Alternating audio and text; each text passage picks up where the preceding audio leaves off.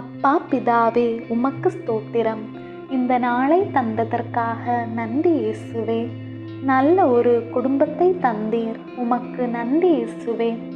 நல்ல ஒரு வேலையை ஏற்படுத்தி தந்தீர், உமக்கு நன்றி இயேசுவே. கடலுக்கு சென்று வேலை செய்யும் ஒவ்வொருவருக்காகவும் உம்மிடத்தில் ஜெபிக்கிறோம்.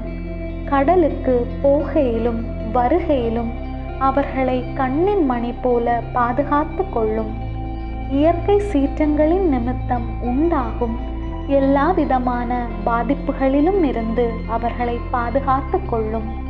நல்ல உணவு கிடைக்க உதவி செய்யும். உடல் நிலையை சீர்படுத்தி ஆசீர்வதியும். எந்த ஒரு விஷப்பூச்சியும் அணுகாதபடி உம்முடைய இரத்த கோட்டைக்குள்ளாக மூடி மறைத்து பாதுகாத்து கொள்ளும். தேவன் தாமே அவர்கள் ஏறெடுக்கிற ஒவ்வொரு பிரயாணத்தையும் ஆசீர்வதித்து தாரும்.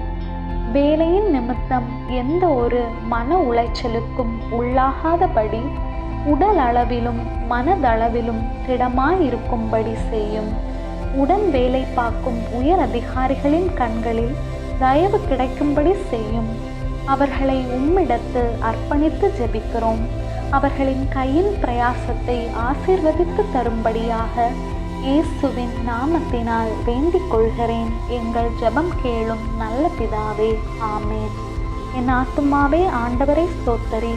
என் முழு உளமே அவருடைய பரிசுத்த நாமத்தை ஸ்தோத்தரி. என் ஆத்துமாவே ஆண்டவரை ஸ்தோத்தரி. அவர் செய்த சகல உபகாரங்களையும் மறவாதே, என்றென்றும் மறவாதே.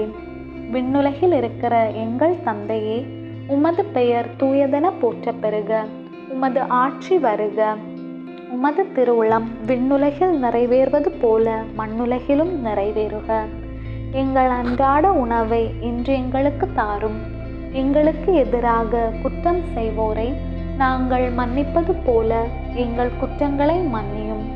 எங்களை சோதனைக்கு உட்படுத்தாதேயும், தீமையிலிருந்து எங்களை விடுவித்தருளும். ஆமேன். அருள் நிறைந்த மரியே வாழ்க. ஆண்டவர் உம்முடனே, பெண்களுள் ஆசி பெற்றவர் நீரே. உம்முடைய திருவயிற்றின் கனியாகிய இயேசுவும் ஆசி பெற்றவரே. புனித மரியே, இறைவனின் தாயே, பாவிகளாயிருக்கிற எங்களுக்காக இப்பொழுதும் எங்கள் இறப்பின் வேளையிலும் வேண்டிக்கொள்ளும். ஆமேன்.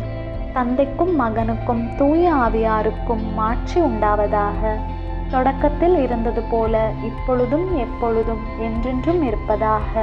ஆமேன். தந்தை, மகன், தூய ஆவியின் பெயராலே. ஆமேன்.